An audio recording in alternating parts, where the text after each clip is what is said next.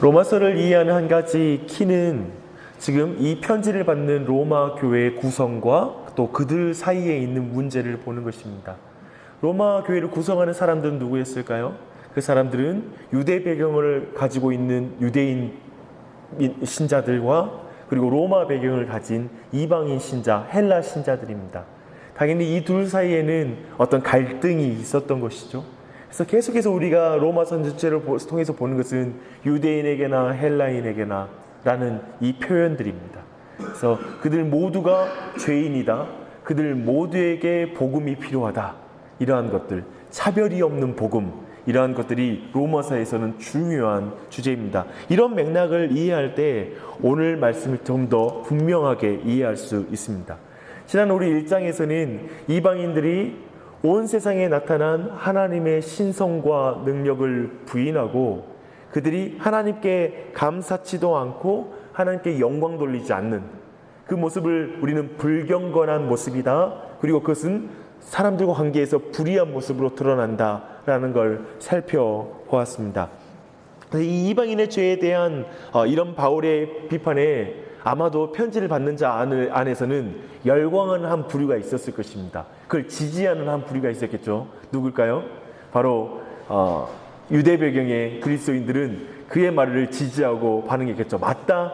이 로마 사람들, 이 헬라 배경의 사람들이 이런 죄 가운데 있다라고 그들이 지지했을 것입니다.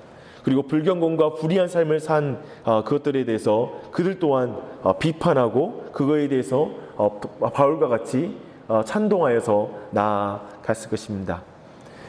아마도 그들은 자신들이 율법을 지키기 때문에 자신 유대인들은 그 바울의 비판과 전혀 상관없고 그 비판에는 좀 멀리 있는 자라고 스스로를 생각했을 것입니다. 그러나 실은 로마서 1장 28절 이하의 말씀 있잖아요. 그 말씀은 사실은 그 죄들로부터는 종교적인 그들의 죄를 사실은 폭로하고 있어요. 즉 유대인들의 죄를 사실 묶어서 같이 말하고 있는 장면이에요. 28절만 읽어보면 또한 그들이 마음에 하나님 두기를 싫어하며 하나님께서 그들을 그 상실한 마음대로 내버려 두사 합당하지 못한 일을 하게 하셨으니 곧 모든 불의, 추악, 탐욕, 악의가 가득한 자요 시기, 살인, 분쟁, 사기, 악독이 가득한 자요 수군수군하는 자요 그 이하로 쭉 이어지는 죄들. 로마서는 유대인들이 즉 종교인들이 결코 자신들의 죄를 피할 수 없는 그 자리로 인도하고 있습니다. 사실 이 앞에는 유대인들은 나는 우상 숭배 안 하는데요, 성적인 부도덕 없는데요, 동성연애 안 하는데요 라고 이렇게 핑계할 줄 몰라요. 피해갈 수 있다고 착각하지 모르지만 28절 이하로 나오는 죄에 대해서는 그들이 부인할 수 없는 것이죠. 사실 그 28절 이하의 죄들은 근본적으로 마음에 깃든 죄를 지적하고 있는 거예요. 예를 들면 예수님께서 너희들은 가늠하지 말라 하였으나 마음에 음욕을 품는 자마다 그 또한 가늠하는 자라고 말했을 때 근본적으로 피할 수 없는, 유대인들도 피할 수 없는 죄를 지적하신 것처럼 동일한 맥락에서 지금 로마서가 설명하고 있다는 것입니다. 그렇기 때문에 28절 이하를 피하지 못하는 그 종교인과 유대인들, 그들은 어쩌면 다른 형태의 우상 숭배와 음란의 문제를 가지고 있는 거예요. 다른 형태의 죄의 목록들을 가지고 있다는 것을 논증하는 방식이 지금 로마서의 논증의 방식인 것이죠. 그렇다면 한번 유대인들의 죄를 한번 잠시 살펴보십시다. 유대인들은 누구입니까? 사실은 오늘 본문이 말하는 것은 이방인들을 판단하는 자라는 걸 말하고 있습니다. 사실 심판하는 자라고 말하고 있기도 하죠. 이방인들의 우상 숭배, 성적인 범죄, 동성애, 그리고 모든 온갖 종류의 그 사회적인 범죄, 인간 관계 안에서의 범죄들을 그들은 다 판단하고 또 심판하는 자리에서 너희들은 죄인이야, 이방인들은 지옥에, 사실은 지옥불의 땔감이라고 표현할 정도로 유대인들은 이방인들을 그렇게 생각했거든요. 그런 것까지 그들은 판단했겠죠.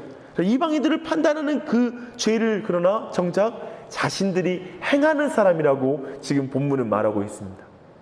13절에 보면 율법을 듣는 자이지 율법을 행하는 자가 아니다라고 또한 말하고 있죠. 다른 사람은 재빠르게 가차없이 비판하는 경향을 가지고 있지만 정작 자신의 죄에 대해서는 핑계하는 사람, 나는 이런 이유 때문에 이걸 할 수밖에 없었다라고 말하지만 다른 사람의 죄를 범했을 때 그들이 그 자리 가운데 나올 수밖에 없었던 모든 어떤 환경에 대해서는 전혀 고려하지 않는 사람인 것이죠. 다른 사람들의 수치스러운 행위에 대해서는 의분을 내요. 하지만 자신의 잘못된 행동에 대해서는 그냥 가볍게 간과하는 자, 넘어가는 자였던 것입니다.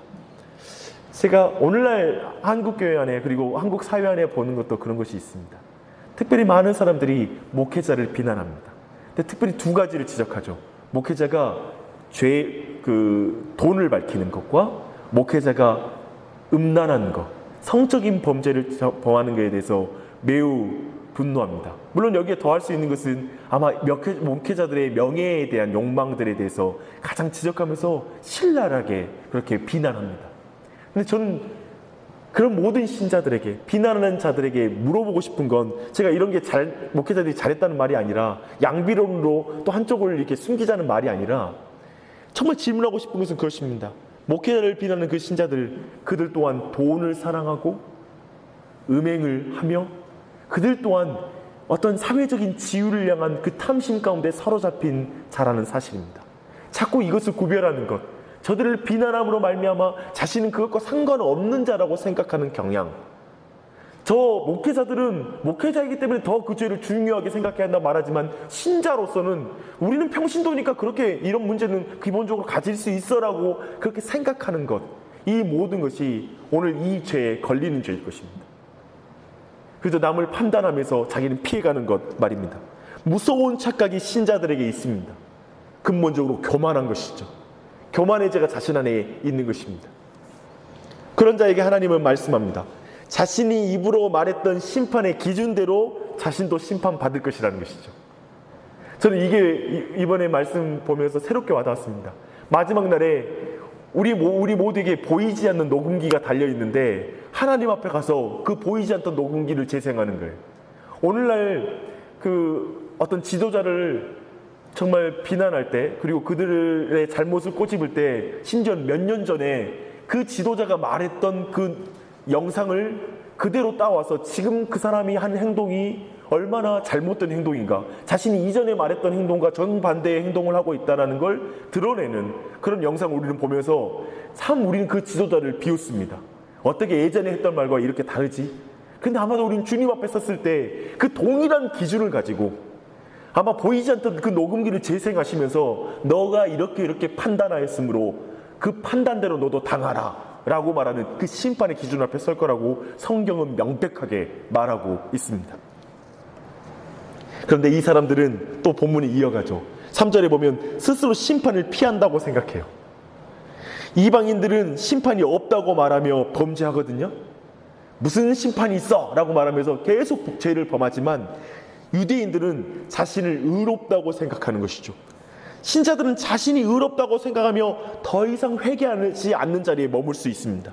겸손하게 자비를 구하지 않을 수 있죠. 하나님의 호의를, 하나님의 은혜를 구하지 않는 신자들도 있어요. 교인들도 있어요. 자신들은 그래도 성적인 부도덕함 없습니다. 난 사회적 지위 그렇게 탐하는 사람 아닙니다. 난 돈에 대한 집착 거부하는 사람입니다 라고 말하면서 그는 스스로 예수 그리스도를 간절하게 찾지 않는 자리에 거할 수 있는 그 죄를 범할 수가 있습니다. 사실 그 사람은 종교적으로 도덕적인 것이 바로 자신의 종교인 것이죠. 그것이 바로 우상인 거예요. 그런 형태로 종교가 우상이 될 수 있다는 걸 성경은 말하고 있습니다. 복음으로부터 멀어지게 하는 것이 바로 우상입니다. 예수님을 의지하지 않게 하는 모든 종교적인 행위들을, 그래서 의지하는 종교적인 행위들이 바로 우상입니다. 그걸 지적하고 있는 것입니다. 사실 이런 모든 것들은 4절에서 말한 대로 회개하기를 기다리시는 하나님의 인자하심, 용납하심, 길이 참으심을 멸시하는 자이다 라고 말하고 있습니다. 고집과 회개하지 아니하는 마음으로 하나님을 경록해 하는 자이다 라고 말하고 있습니다. 오늘날 아마도 교회에 많이 이런 사람이 있을 것입니다. 우리는 세상에서 음행하고 금요일 밤이면 그렇게 죄 짓는 것을 보며 비웃지만, 그리고 그것이 하나님을 경록해 할 거라고 생각하죠. 맞지요. 그러나 또 한편 금요일 밤에 기도에 나와 있는 사람이 하나님을 경록해 할 수 있습니다. 새벽에 주님 앞에 나와 있는 사람들이 하나님을 경록케 할 수 있습니다. 만약에 그저 그 종교적인 그것으로 인하여 하나님께 이르를 수 있다고 생각한다면 복음을 붙잡아야죠. 예수 그리스도를 더욱 의지하는 것만이 우리에게 남은 길입니다. 오늘 전체적인 메시지는 유대인, 이 종교적인 사람들 또한 복음이 필요하다는 걸 말하고 있습니다. 여러분 율법을 행하는 자입니까? 아니면 율법을 듣기만 하는 사람입니까? 그것을 정직하게 볼 때 우리는 예수님을 의지하게 될 것입니다. 오늘날은 설교가 넘쳐납니다. 책이 넘쳐납니다. 그런 시대일수록 우리는 더욱 쉽게 속을 수가 있습니다. 설교만 하는 목사가 나타날 수 있고요, 설교만 듣는 신자가 생길 수 있습니다. 그런 시대에 순종하려는 몸부림을 치는 여러분이 되시기를 바랍니다. 예수님을 붙잡음이 없다면, 그 순종하기에 몸부림치는 사람은 결국 예수님을 붙잡을 수밖에 없고, 그리고 그렇게 예수님을 붙잡을 수 있는 사람은 바로 종교적인 우상을 깨뜨릴 수 있을 것입니다. 그런 은혜를 오늘 아침에도 기도하십시오. 이 한 달 동안 하나님 주님께 순종하게 하여 주시옵소서라고 간구할 때 기도의 불이 마음에서 올라올 것입니다. 성령님을 의지하게 될 것입니다. 또 한 가지는 종교적이며 도덕적인 기준으로 부도덕하고 비종교적인 사람을 우리는 판단하는데요, 혹은 그렇기 때문에 우리는 또 실패한 그리스도인을 비난할 수 있습니다. 그러나 여러분 모두의 마음 가운데 내 실상도 저 사람과 특별하게 다르지 않습니다, 저 세상 사람과 내 영적인 실상 또한 크게 다르지 않습니다라는 마음 가운데 예수님을 의지하는 복을 받으시길 바랍니다. 더 주님을 붙잡으십시오. 그 은혜가 이 아침에 있기를 바랍니다. 사랑하는 여러분, 만약에 여러분이 여러분의 영적인 상태에 만족한다면, 더 이상 회개의 삶이 없다라면, 또 죄에 대한 고뇌와 십자가 안에서 자유함을 경험한 그 경험이 너무나 먼 기억에 있다라면, 또 스스로를 의롭다고 생각하고 의에 굶주린 상태가 아니라면, 복음을 의지하지 않는 상태 가운데 지금 있다라면, 여러분 지금 복음을 다시 만나요. 다시 복음을 들어야 하는 위치에 있는 것입니다. 다른 사람을 향한 날선 비판과 판단들, 비난들, 하지만 정작 자신은 아무것도 행하지 않는 상태라면 다시 복음을 들어야 합니다. 당신은 복음을 다시 들어야 하는 자리에 지금 있는 것입니다. 경건함을 회복하십시다. 다시 복음을 들음으로 말미암아 경건함을 회복하고, 지금 우리 안에 가장 필요한 것이 예수 그리스도의 중보로 말미암아 하나님과의 관계가 회복되는 것이 가장 먼저 필요함을 여러분 발견하십시오. 그래서 악을 행하지 말고 선을 행하십시오. 영광과 존귀와 썩지 아니함을 구하십시오. 그래서 참고 선을 행하는 경건한 삶을 회복함으로 말미암아 하나님께 영광 돌리는 여러분이 되시길 바랍니다. 새해를 우리가 위해서 기도하며 준비할 때 오늘도 하나님, 다시 한번 우리 온 가정이 회개하여 정말 천국이 가까이 왔음을 믿고 종교적인 모든 걸 벗어 던지고 복음을 만나게 해주시고, 스스로 기만하지 말게 하여 주시고, 속지 않게 하여 주셔서 깨어 기도할 수 있는 가정이 되게 해주시고, 그래서 우리가 더욱더 하나님께 가까이 나아갈 수 있도록 선한 일을 행하는 자리로 나아가는 가정이 되게 하여 주시옵소서. 가문이 되게 하여 주시옵소서. 교회가 되게 하여 주시옵소서라고 간구하는 우리가 되었으면 좋겠습니다.